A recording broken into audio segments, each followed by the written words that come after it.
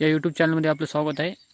तर मी हे दाखवत आहे आपला कापूस आहे कमीत कमी याला आज 42 दिवस झालेले आहेत आणि हे फुलीवर लागवण आहे याची याची 4x4 अशी लागवण आहे फुलीवर. तर मित्रांनो, तर मला खूप कमेंट येतात की या कापसाची गळफांदी आणि फळफांदी कशी काढायची. तर गळफांदी फळफांदी कसं समजून घ्यायचं तर चला आता तुम्हाला मी दाखवतो. तर हे बघा, हे एक झाड आहे आपलं 42 दिवसाचं. तर बघा, हे शेणखतामुळे चांगल्या प्रकारे हे झालेले आहे आणि पाण्याचा बी प्रादुर्भाव चांगल्या प्रकारात आहे. तर मित्रांनो, हे बघा, आता तुम्ही बघू शकता की हे तुम्हाला दिसत नाही म्हणून हे 2 पानं काढतोय मी. हे बघा, हे हे बघा मित्रांनो, आता हे याला पात लागले बघा, हे दिसतंय तुम्हाला, हे पात लागले आणि याला सुद्धा पात लागले. हे बघा. तर मित्रांनो, यामध्ये हे बघा, ही थांबा 1 मिनिट तुम्हाला. हे बघा, हे मित्रांनो, याच्यामध्ये तर नाही, पण या झाडामध्ये बघा बघा दाखवतो मला.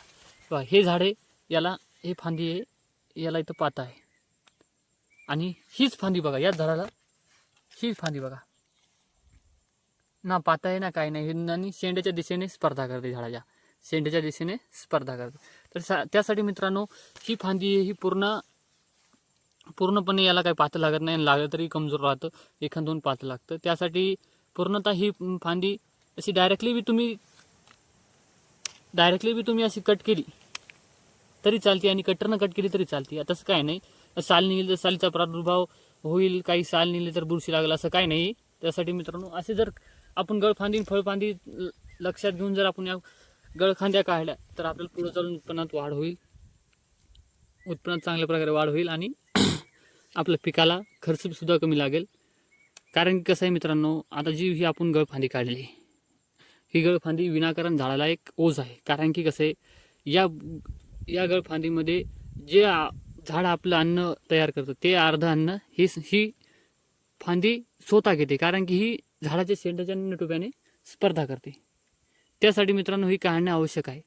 हां, तुम्हाला जर एकरी जर उत्पन्न आपल्याला दरवर्षीप्रमाणे जर घ्यायचं असेल, त्यासाठी तुम्ही काढू बी शकता आणि नाही बी काढू शकता, ते तुमच्या हिसाबावर राहिलं. पण मी सांगतो तसं, जर माझ्या प्रयोगाने जर मी सांगत असेल तर काढलं तर तुमचे चांगलंच होईल. हे बघा, मी काढतो बघा, तुम्ही जर असा सारखा जर हात बी मारला ना तर काही होणार नाही. त्यासाठी मित्रांनो, गळफांदी काढणं आवश्यक आहे. हे बघा मित्रांनो, हे आता मी गळफांद्या काढलेल्या आहेत कापसाच्या. माझं हे तुम्हाला सांगितलं होतं मी, 42 दिवसाचं पीक आहे. तर ह्याच्या गळफांद्या मी काढून टाकल्या आहेत. हे बघा, कमीत कमी ही अर्ध्या फुटाची गळफांदी.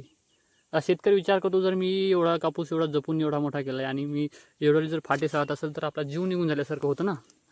हां, बरोबर आहे. शेतकऱ्याचं कसं एकदम कसं, शेतकरी हा निस्वार्थी असतो आपल्या धंद्यामध्ये.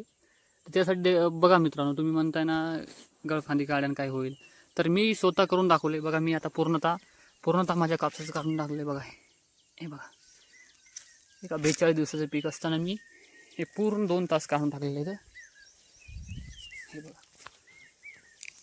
हे बघा मित्रांनो, हे पूर्ण तास मी गळफांद्या काढून टाकल्या आहेत. कारण की पुढे चालून आपल्या पिकावर कोणता रोगाचा प्रादुर्भाव होऊ नये आणि इतर गोष्टीमध्ये पिकामध्ये चांगल्या प्रकारे मोठ्या प्रमाणात वाढ व्हावी, यासाठी मी पूर्णतः कट केलेला आहे.